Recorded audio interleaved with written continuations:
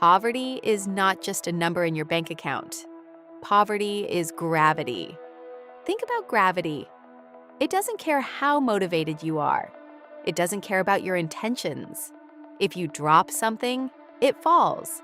Not because it's weak, not because it lacks potential, but because a force is pulling it down. Now imagine waking up every day with an invisible force pulling your decisions downward, toward urgency, toward survival, toward short-term relief. That's poverty. And most people misunderstand it. They think poverty means not enough money. But money is often the surface. Underneath, there are loops, patterns, forces that drain energy and reduce clarity, long before you ever see the bank balance. Today, we're breaking down 5 poverty loops. And more importantly, how to break them. Loop 1, the deficit tax. Let's start simple. Imagine 2 people. One wakes up with $25,000 in savings. The other wakes up with $250. And rent due next week. Same intelligence, same ambition.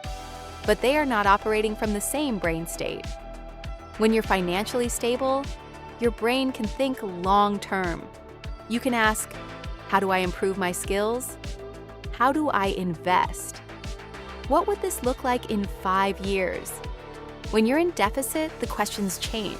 How do I survive this month? What bill can I delay? What happens if something breaks? Scarcity hijacks bandwidth. It narrows your field of vision. You don't think less because you're incapable. You think less because your nervous system is overloaded. Imagine trying to plan your future while a fire alarm is going off. That's what chronic financial stress feels like internally. And here's the tragedy. The longer you stay in deficit mode, the more short-term your decisions become. Short-term decisions rarely build wealth. They build survival. The first step out of poverty isn't becoming wealthy. It's reducing volatility. Even a small emergency buffer changes how you think. When panic drops by 20%, clarity rises by 50%, and clarity compounds. Loop 2, the dopamine escape. Now let's talk about something uncomfortable. When you're stressed, what do? You scroll, you order food, you buy something, you upgrade something small. It feels harmless. But often it's not about the product. It's about control.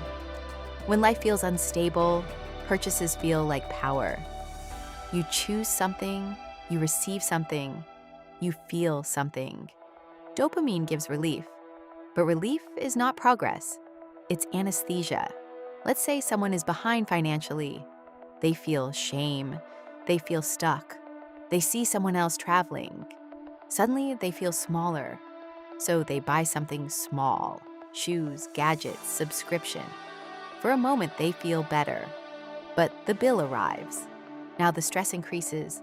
Stress leads to spend, leads to relief, leads to more stress. That's the dopamine trap.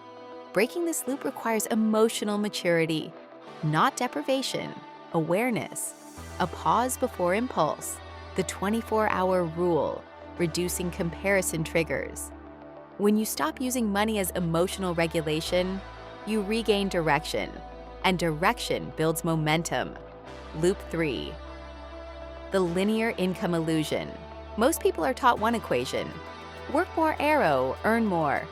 But time is finite. If your income depends entirely on your hours, your growth is capped. You can add overtime, but you cannot multiply yourself. That's why Warren Buffett talks about compounding. He didn't get wealthy by working 100-hour weeks forever. He built assets that grow without his presence. Now apply that thinking to your life. If you stopped working tomorrow, does your income stop?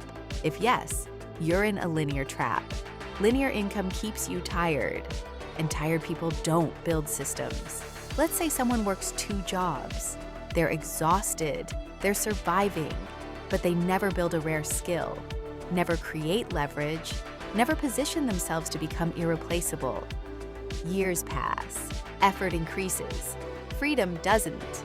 Breaking this trap requires strategic thinking, skill stacking. Maybe you're good at communication. Combine it with marketing, Combine it with analytics. Now you're rare. Rarity creates leverage. Leverage creates pricing power. Pricing power creates freedom. It's not about more effort. It's about more value per hour. Loop 4. Social gravity environment is stronger than motivation. Look at your circle. What do they talk about?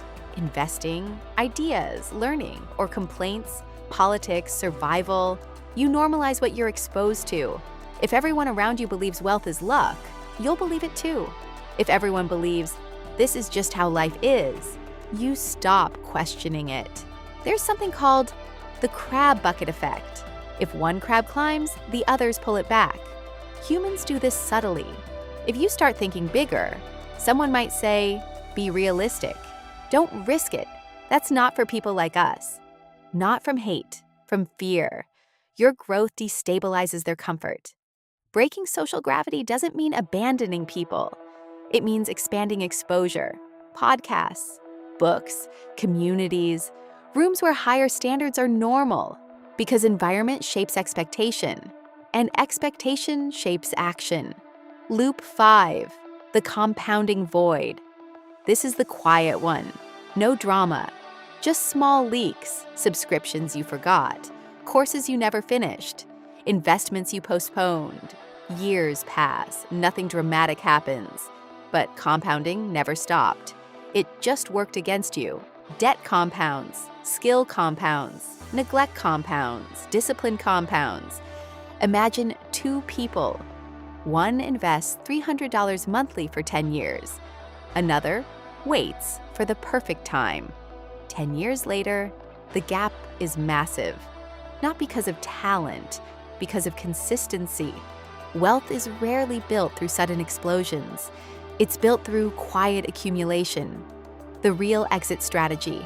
Escaping poverty isn't a motivational moment. It's structural change. But here's the part most people never talk about. Rising feels uncomfortable because gravity is predictable. A survival is familiar. Struggle, even when painful, can become an identity. And when you begin to move upward, even slightly, your system reacts. You feel fear. You feel doubt. You feel like you're betraying the version of yourself that learned to survive. This is the hidden sixth loop, the identity lock. For years, maybe decades, you've told yourself a story. I'm bad with money. I'm just not lucky. People like me don't get ahead. I'm not wired for business. At first, those were protective thoughts. They reduced pressure. If you believe success isn't for you, you don't have to risk trying. But over time, those thoughts become structure. And structure becomes identity. And identity determines action. If you see yourself as someone who is always behind, you will unconsciously recreate situations that confirm it. You'll hesitate when opportunity appears. You'll undercharge. You'll delay. You'll talk yourself out of growth. Not because you lack ability, but because your identity feels safer in familiar struggle than in unfamiliar expansion. Think about this carefully. If someone handed you an opportunity that could double your income tomorrow, would you actually take it? Or would you find reasons why it's risky, unrealistic, or not for you? Sometimes poverty isn't maintained by external limits. It's maintained by internal ceilings. And ceilings are invisible until you hit them.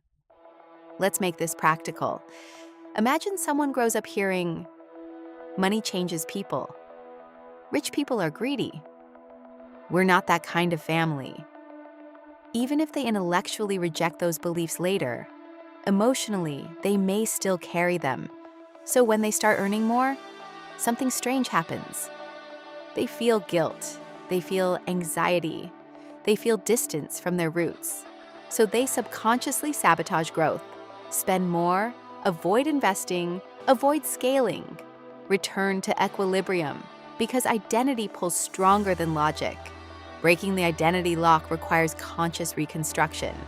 You don't just earn differently. You think differently. You speak differently. You choose differently.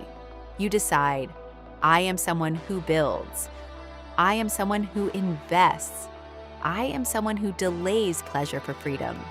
At first, it feels unnatural, but repetition rewrites identity, and identity rewrites outcomes. Now let's talk about something even deeper.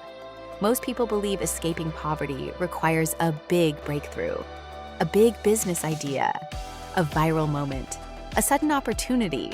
But breakthroughs are rare, systems are reliable, wealth is usually built quietly. A person who saves $300 a month consistently for 15 years, a person who studies one skill daily for 3 years, a person who says no to lifestyle inflation when income increases. None of these feel dramatic, but together, they create momentum, and momentum weakens gravity. Remember this, you don't need explosive growth, you need directional consistency. If every month you improve your position slightly, financially, mentally, socially, you are already defying gravity. Even small progress is upward force. There is also another misunderstanding. People think the opposite of poverty is wealth. It's not. The opposite of poverty is stability. When you are stable, you make decisions from choice, not panic. You invest without desperation. You negotiate without fear. You take calculated risks. And stability is built through discipline, not luck. Discipline in spending, discipline in learning, discipline in environment, discipline in delayed gratification. This is not glamorous, but neither is compounding. Compounding is boring until it's powerful. Let's zoom out. Think about someone who is 25 years old. They earn modestly. They invest in skills. They avoid major debt. They build slowly. By 35, they're in a different position. Not because they were genius, but because they avoided negative compounding. Now think about someone who spends a decade in reaction mode, impulse, debt, short-term thinking, emotional spending. At 35, they feel stuck, not because of a single mistake, but because small patterns accumulated. The difference isn't talent, it's trajectory. And trajectory is built by repeated choices. So what does escape velocity really look like? It looks like a 6 to 12-month emergency fund, a rare, valuable skill, controlled expenses, low impulsive behavior, intentional social exposure, long-term thinking, not flashy, not viral, structural. Once your financial stress drops below a certain threshold, your mind expands. Once your skills become valuable enough, leverage increases. Once your circle normalizes growth, ambition feels safe. Once impulse is controlled, capital accumulates. And at some point, something shifts. You're no longer fighting gravity every day. You're building altitude, slowly, quietly, but consistently. And here's the most important truth. Poverty is powerful, but it is not permanent. Gravity can be overcome, not with motivation, not with slogans, but with structure. You don't escape by sprinting. You escape by building something that grows while you sleep.